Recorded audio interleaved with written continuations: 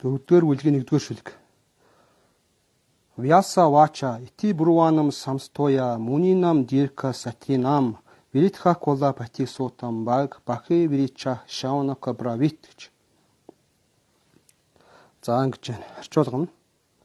Суута Госвамигийн үгийг сонсоод энэхүү үргэлжилсэн дахилгын ёслол зан үйлийг хийж байсан Риши нарыг тэргүүлэгч Насаар Ахмад Эрдэмэт мэргэн Шавнака Муни түүнд мэдчлэн хандлаа гэж.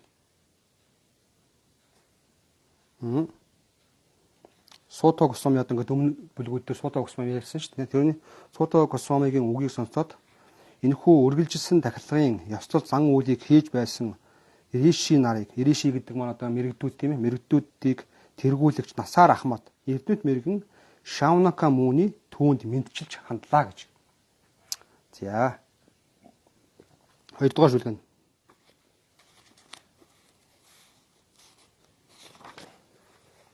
Шаунака вача сута махабага ватано вататам вара катхан багавтим пуньям ятаха багаван чуках гэж. Шаунака үгүйснэ. Суута Госвами минь ээ. Та бол судар шастрыг дахин өгүүлэн хүүрнэгч нар дотроос хамгийн азтай, хамгийн хүндтэй нь билээ.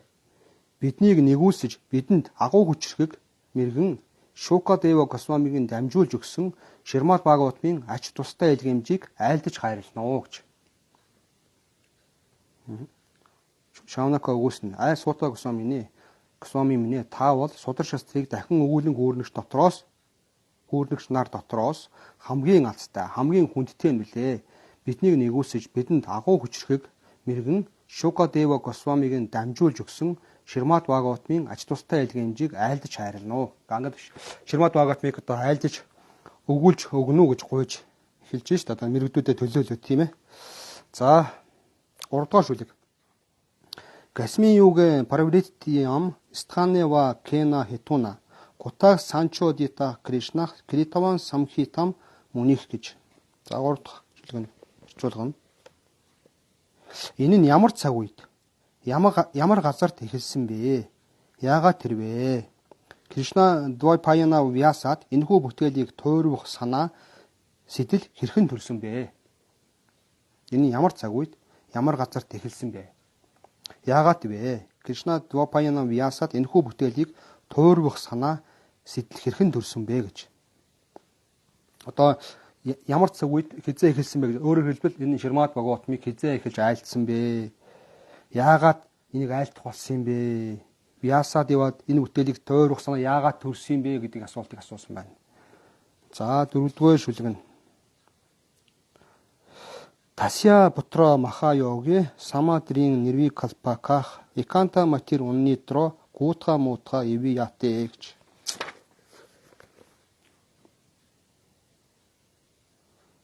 Түүний буюу Vyasa Девагийн хүү бол агуу чимшрэлтэн монист ухаан санаа нь амар амгалан үргэлж нэгдмэл байдал төвлөрдөг байсан.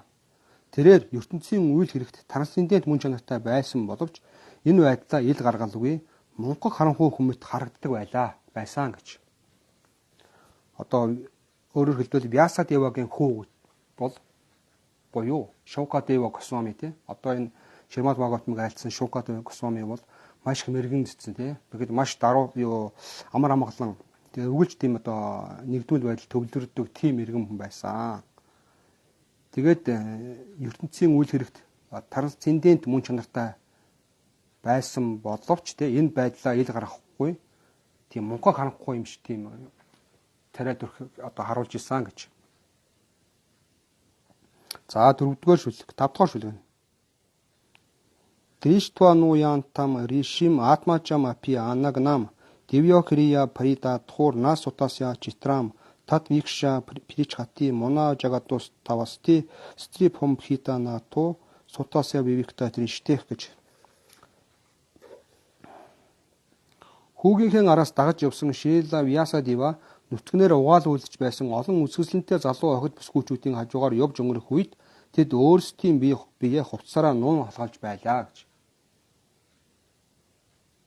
Хэдий Шри Vyasa Deva өөрөө нүцгэн байгаагүй ч Харин тэдний хажуугаар түүний хүү явж өнгөрөх үед тэд ийм бие хувцсаараа далдлаагүй юм аа. Их мэргэн тэднийг яагаад тэгснийг асуувал өнөөх огт бүсгүйчүүд түүний хүүн маш цэвэрхэн нэгэн байсан ба түүнийг харахад эрэгтэй эмэгтэй ялгаа огт харагдахгүй байсан хэмээн хариуллаа гэж. Харин Вьяса Дева ялгааг олж харж байсан юм аа гэж. Хүүгийнхээ араас дагаж явсан Шрила Вьяса Дева нүцгнээр угаал үлдэж байсан олон үзэсгэлэнтэй залуу охид бүсгүйчүүдийн хажуугаар явж өнгөрөх үед тэд өөрсдийн бие хувцсаараа нуун хасгалж байлаа. Хэдийгээр Шри Вьяса Дева өөрөө нүцгэн байгаагүй ч гэсэн гэж.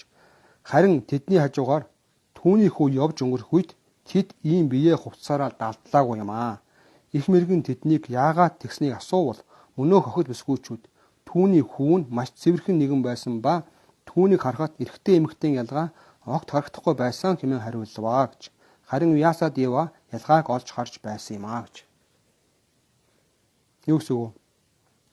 Хүүгийнхээ араас буюу тэр Шукадева Госвамийн араас Вьяса Дева дагаж явж ирсэн байх нь шүү дээ. Шукадева Госвами яалаа дөнгөж төрөнгүүтээ ойроо ингээд яваад ингээд одоо гэрээсээ зугатаад ингээд явцсан. Тэгээд араас нь одоо хүүмнээ гэдэг ингээд араас нь Вьяса Дева дагаа явж ирсэн байна шүү дээ. Тэгээд дагаа явж ирсэн яасан. Тэгээд залуу охин бүсгүйчүүд Вьяса Девагаас ичээдсэн харин нөгөө Шукадева Госвамиг буюу хүүгээс нь ичихгүй байжээ. Тийм гайхамшигтай тийм одоо гоовзгсэнтэй тийм хүү байсан байх нь. За 6 дугаар шүлэг. Катхам Алакшита Паура их Сампрапта Куру Жангалан Уматта Мука Жадават Вичарангача Сахвай.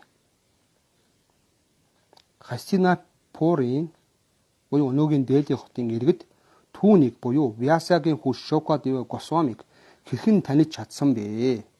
Куру Жангалан мужуудаар хэрэн гисүүлж явсныхаа дараа тэрээр тэдний хот руу орсон бөгөөд яг л хэлгүй ухаангүй мангуумыг харагдаж байсан юм аа гэж. Хастинапурын иргэд түүнийг хэрхэн таних чадсан бэ? Куру Жангалан мужуудаар хэрэн гисүүлж явсныхаа дараа тэрээр тэдний хот руу орсон бөгөөд яг л хэлгүй ухаангүй мангуумыг харагдаж байсан юм аа гэж.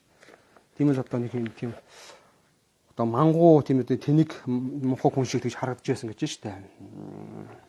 Шукадева Госвами. Гадна талаас авал тий. За 7 дугаар шүлэг.